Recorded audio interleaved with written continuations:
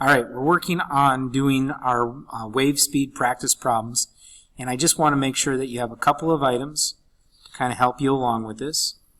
This is going to be our triangle that's going to allow us to find the wave speed. I'm going to use a V to represent speed, F for the frequency, and the upside down looking Y is our wavelength. So again, when we look at things, we know that this is going to be our speed, measured in meters per second. This is going to be our frequency, measured in hertz. And then this one is going to be our wavelength,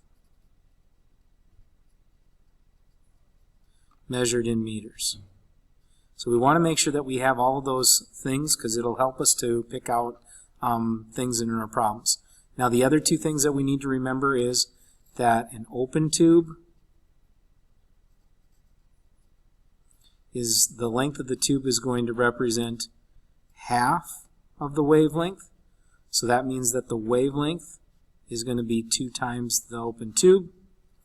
And if it's a closed tube,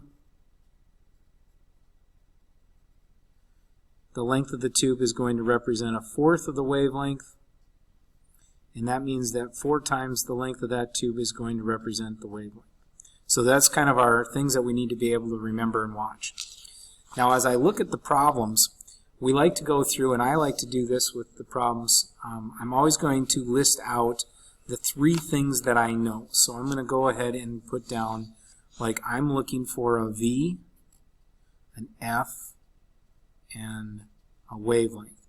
And then what I'll do is I'll read through the problem. And it says an E is played with a frequency, and the frequency is found to be 330 hertz. So frequency, 330 hertz.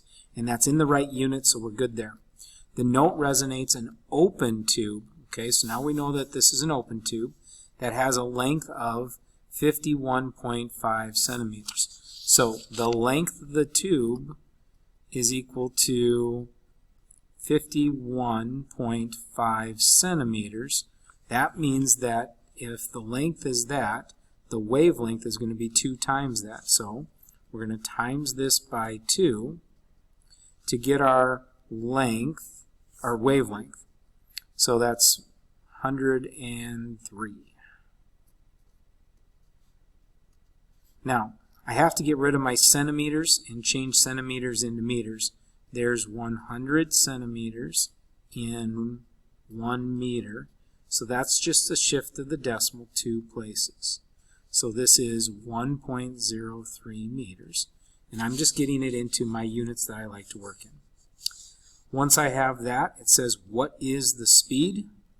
I'm going to put a question mark, and I'm going to make sure that I get my answer in meters per second. Now when I look at this, I cover up the triangle, so I'm covering up the speed.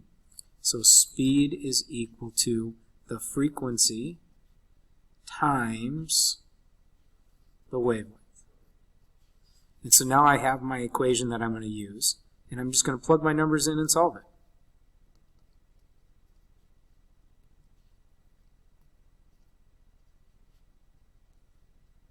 So we'll just go ahead and multiply those together.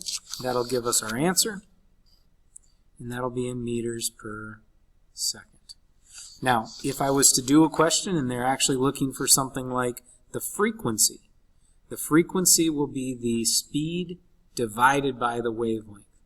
And if we're looking for the wavelength, we cover it up. It's the wavelength or speed divided by the frequency.